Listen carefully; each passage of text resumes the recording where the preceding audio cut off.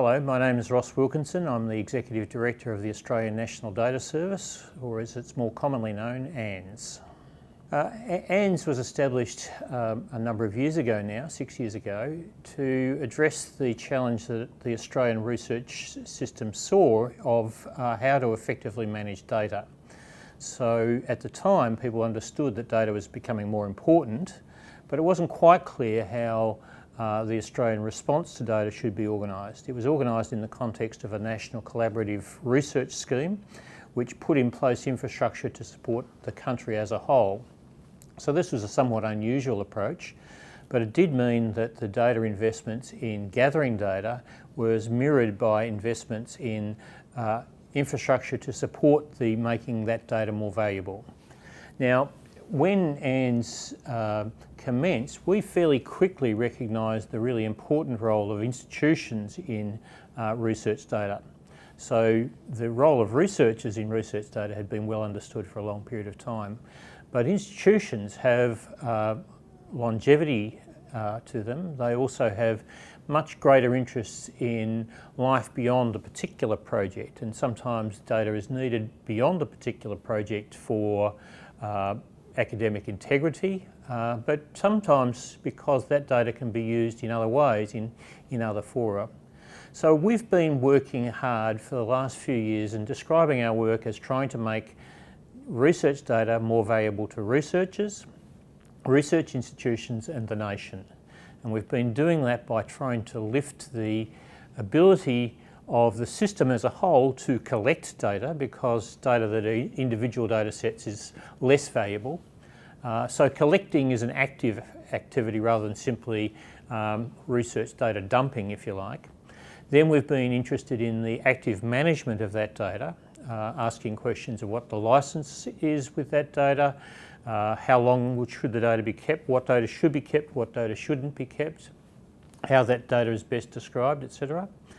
Then in this context, we think connectivity of research data is very important, placing the data in the context of the research. So the data might have been generated by the research, data might have been generated for the research, or the data might have been generated for entirely different purposes.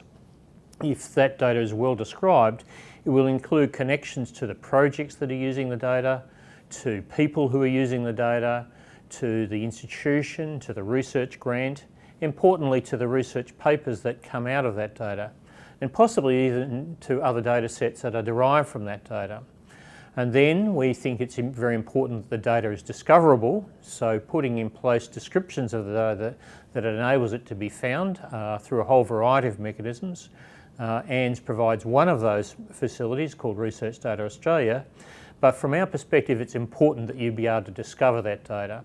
And then finally, and perhaps as importantly as any of these transformations of value, is to make that data reusable, to be used for the next purpose, perhaps for purposes that aren't imagined previously. And so using those techniques, we believe that it's quite possible to make data substantially more valuable than it has previously been, not just to researchers, but to institutions and the nation. Working with institutions is interesting because for some that means going along to the institution and saying, where are your researchers, we want to talk to them.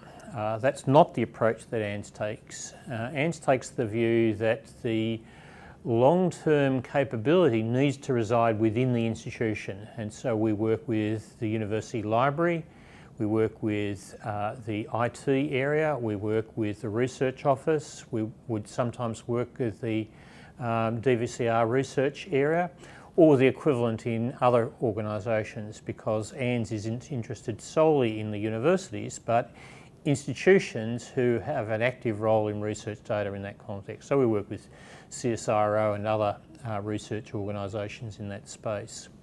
So what we'd like to do is to work with a group of players trying to understand how data might most effectively play to the strengths of the university and lift the whole of the university capability to get best value out of their research data. So it's kind of a two-pronged attack.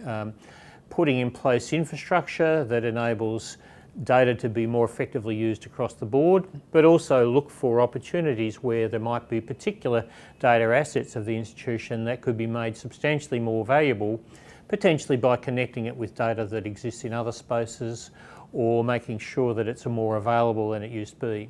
Sometimes working with an institution on open data policies is quite important, for example, because default behaviour for a researcher probably is not to think about the question of who else will be able to access my data.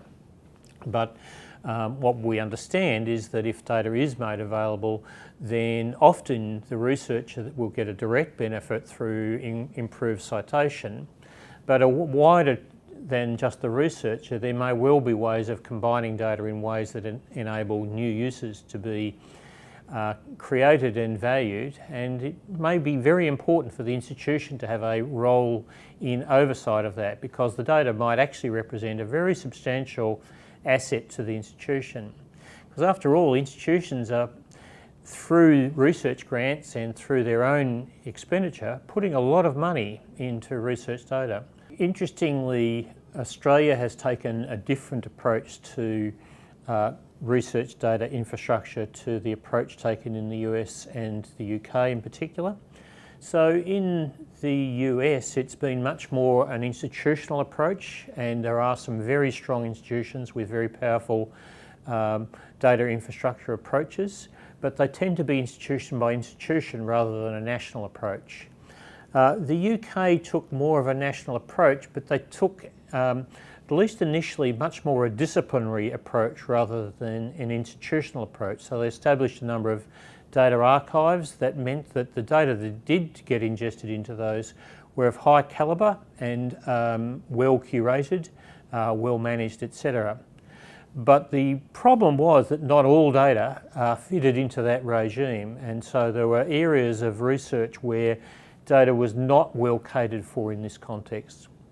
So the approach that ANZ has taken, which puts the research institutions as having a key and central role to research data, has been relatively unusual internationally.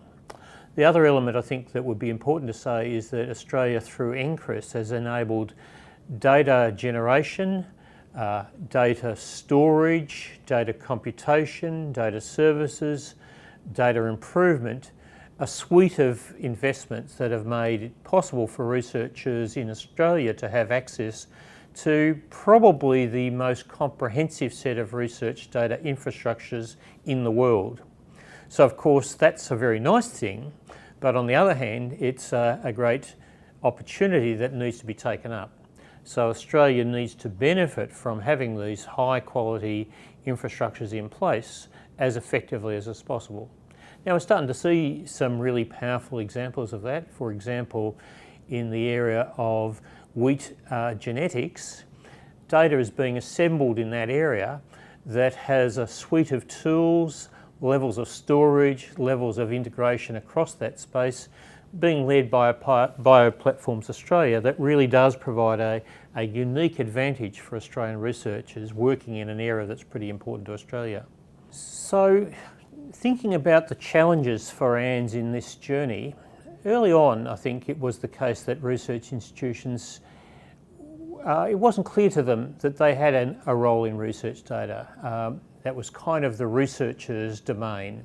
They were thinking about the publications but not the data. And over the last 5 years, I believe that research institutions overwhelmingly understand that there is a role for the institutions as institutions, and that they're much more supportive of researchers in thinking about that space.